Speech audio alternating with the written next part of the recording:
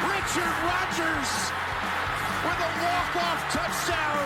Total disbelief at Ford Field. He may go all the way to the 20 down the right side, and there's Randall Cobb to the 5, to the end zone, to the touchdown. Oh my goodness.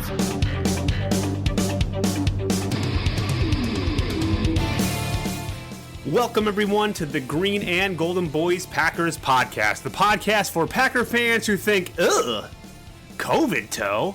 I am your host, Charles, and with me, as always, Marcus. Marcus, how are you?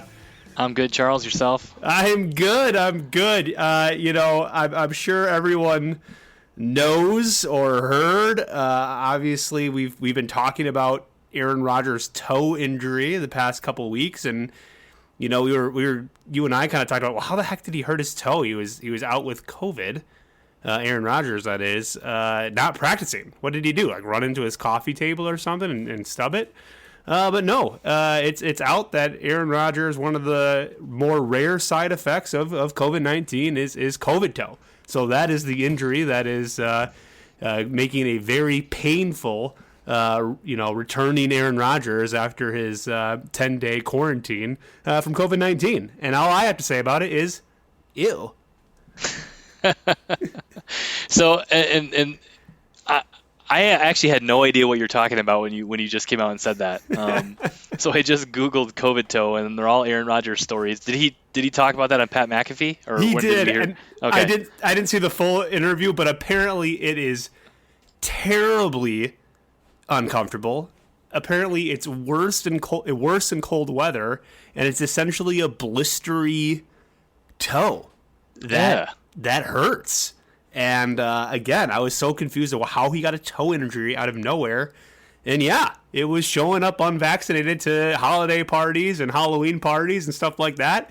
And if that contributed to the loss this past week against the Vikings, it's like, man, that's frustrating to hear. Obviously I want him to get better and healthy, but one of the more odd side effects that you hear about. I've heard about it like, a year ago when COVID was first, not first a thing, but when we were like, oh, look at all these weird things that can happen to you. But yeah, this is apparently one that happens, and sure enough, it happened to Aaron Rodgers, the Green Bay Packers quarterback.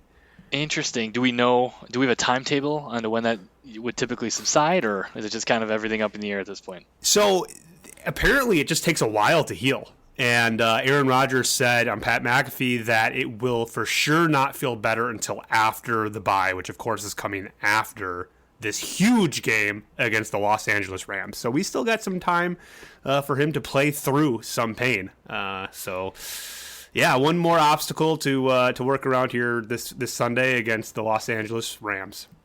Yeah, I mean, and this is a huge game, obviously, for a couple of different reasons. It has playoff implications, but it's an opportunity for the Packers to go into the bye with a really strong, first half of the season in the books. And this is going to be a tough game. I mean, the Rams are coming off of two losses in a row, two big losses against, one San Francisco 49er team in the division there. And they, the Niners are a team that are coming on, it seems like. And the Rams, I mean, with Sean McVay as a head coach, I don't think they have typically gone through losing streaks in the past, maybe 2 games. But I anticipate that after a bye, he's going to have them looking a lot better. I mean, they had OBJ in his first game against as a Ram against the Niners, and he didn't do much. My guess is that after a couple of weeks in a bye, Stafford and OBJ are going to be on the same page, and they already have basically the number 1 receiver in the league right now in Cooper Kupp, or one of the top 5, top 3 probably in the country. So having OBJ as kind of probably the best number 2 in the league is going to be sort of a formidable test for the Packers secondary, especially banged up, and especially after that game against Minnesota. And it's a contest that I think a lot of people are going to want to tune into and watch for a myriad of reasons. But tough game, big implications, and a game that if the Packers can win, put them in a really, really, really good position going into the bye and heading into the second half of the season, or this is the third half of the season, I guess. Third half.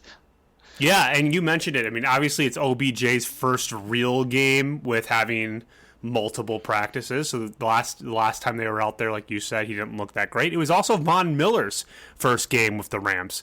Now that he's a little bit more used to their system, now Von Miller's whole point of being on the field is go get the quarterback. So, you probably don't need to understand all the defensive schemes to be effective as a edge rusher. But, now that he's kind of been in the system more a little bit, to your point, had a bye, rested, the Rams should be prepared to face the Green Bay Packers.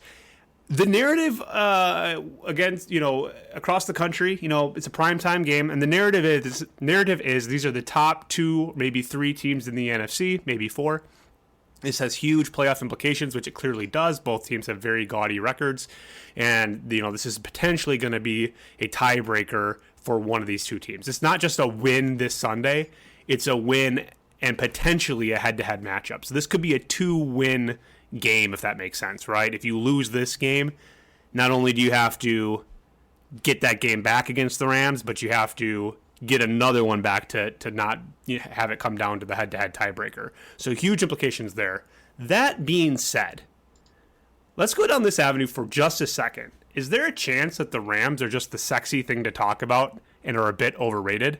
And I bring that up because if you look at their schedule and their wins so far, again, it's the NFL. A win's a win is a win. However, their only win against a playoff team right now, a above 500 team, is against the Buccaneers. And it is against the Buccaneers, a very good NFC team.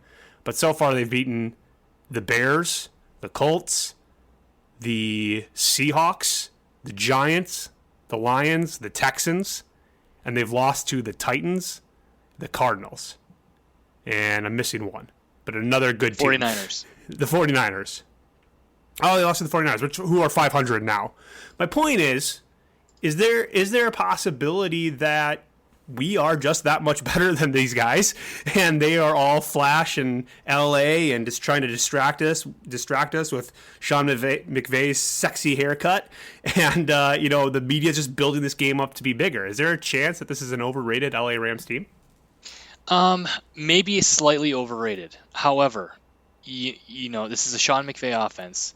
This is a team that went to a Super Bowl with Jared Goff at quarterback. Okay, this is a team that was really good last year. The Packers beat them in the playoffs, but they still have top talent. I mean, they have arguably one of the best receivers in Cooper Kupp, Matthew Stafford, who's already thrown for 24 touchdowns and over 3,000 yards with 6 games left to play. They have a solid running attack with Darrell Henderson. He's probably, I think his stats are pretty on par with what Aaron Jones has done this year. He's not as explosive, but he's kind of a strong downhill runner and has a little bit of speed. Jalen Ramsey. I was going to say, on defense, they still got, one of the best corners in the game with Jalen Ramsey, a guy who's got 3 picks this year. I mean, maybe they're a little bit overrated, but they have the personnel to win any game, is my point.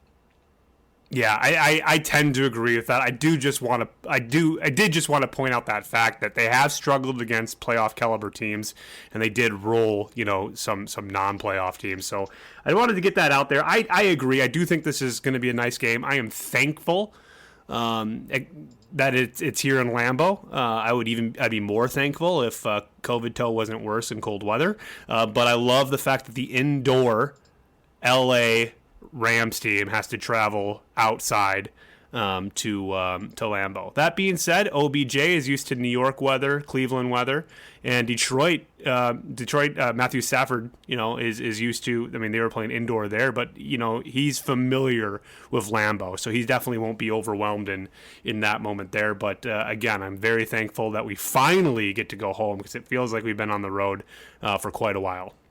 Yeah, I mean, and then most of the rest of the season, the games are at home. So, again, this is a huge game. If we can win this one, our schedule it eases up a little bit. We've got more home games coming up than road games. And if we can, again, this one's going to have big implications. If we can go in and win this game, it's going to be make the road a little bit easier for the Packers. But I guess we can thank climate change because it's going to be nearly a 40-degree day on Sunday in Green Bay. Please go to your local solar vendor and purchase solar panels to help that cause. Anyway, one other note I'll say before we get into the details, offensive, defensively, how we're matching up against this team, because of the loss against the Purple this past week. If we drop this game and they can pick up the Vikings I'm talking about here, can win against the 49ers, all of a sudden the Vikings have their destiny in their control, meaning that all of a sudden the division isn't necessarily in lock. Now, do I think we can beat the Vikings at home? I do. Do I have faith that the Vikings can win out? I don't. But my point is there are other things at play here, and if we want to stay, on the top of this conference, which frankly doesn't have a dominant player, right? I mean, there's a very real chance that the number 1 seed will go to a 4-loss, maybe a 5, probably not, but a 4-loss team this year. Now the Cardinals, all eyes on them because they only have 2 losses, but also Kyler Murray still isn't healthy. So again, big implications kind of all across the NFL.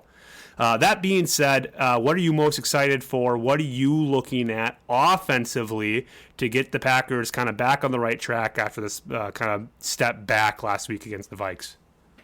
Yeah, I mean, I'm excited to see a little bit more creativity in the play calling from Matt LaFleur. We saw glimpses of it last game. We had that option to Randall Cobb, and then he flipped it to A.J. Dillon for a big first down. Such a great play. Such a great play. I think we'll see a little bit more with the movement in the backfield. I'd love to get some of that, maybe with EQ St. Brown, like we saw last week too. He had a big gainer. It was a missed tackle at one point, but he had a big gainer for a first down on one of those types of plays. And then again, I think we just really need to stick to the run, commit to the run. Aaron Rodgers played phenomenally in the second half of last game, but just couldn't quite get into a rhythm in the first half. I think we feed A.J. Dillon. That would help remediate some of that. But yeah, poised. I think a big day for Devontae Adams probably as well. So those are the things I'm looking forward to offensively. What about you? Well, we must talk too much because I was going to say the same thing but different. The play calling is going to be. I kind of went on a 3-4 minute rant last week. I just want to see us. We say it all the time, but stick to the run a little bit more, but then also make very easy completions to our playmakers. Wide receiver screens, quick slants. We don't see slants very much in this offense, but we do see that wide out screen to Devontae all the time. And, a lot of folks go, wow, and we say it all the time too, wow, we're really targeting Devontae, more than the rest of our receivers, but I don't mind it as much when they're easy, quick hitting passes. I mind it when they're forced downfield and there's not that great of a look there. So specifically in the first quarter, I'm looking to have quick, easy 4 to 7 yard plays downfield, high percentage plays, and I would love to see us get 7 to open up this game, because if we can do that and we can kind of force the Rams to try and go big with their new toy in OBJ and go big and not play the more sustained type of attack that we tend to see work against the Packers. If we can push them and kind of force their hand early, I like our chances against this offense. Okay, perfect. And I guess what defensively, what are you looking forward to see from this Packers defense? Well, again, when I previewed the Vikings, I thought the key to the game was Rashawn Gary playing to get to the quarterback to Kirk Cousins and making him make quick decisions. We didn't have that. He didn't play, so I would love to see Rashawn Gary come back and I guess just a bigger to expand it from there to get more pressure. To get more pressure on the quarterback. Matt Stafford is the Brett Favre of our era, so he can make anything happen almost no matter what. But to get to him, make quicker decisions, off-balance decisions, and really give ourselves a better opportunity to create some turnovers. Again, we probably win last game if we turn the ball over one of those times that we had the opportunity to. So let's make sure we play as well as we did last week, but the improvement being at least 1 turnover, and obviously I'd like to see 3 or 4. Perfect. All right, and who is let's go back to offense a little bit. Who's your offensive player of the game? Needs to have a big game for us to win this one. I'm going to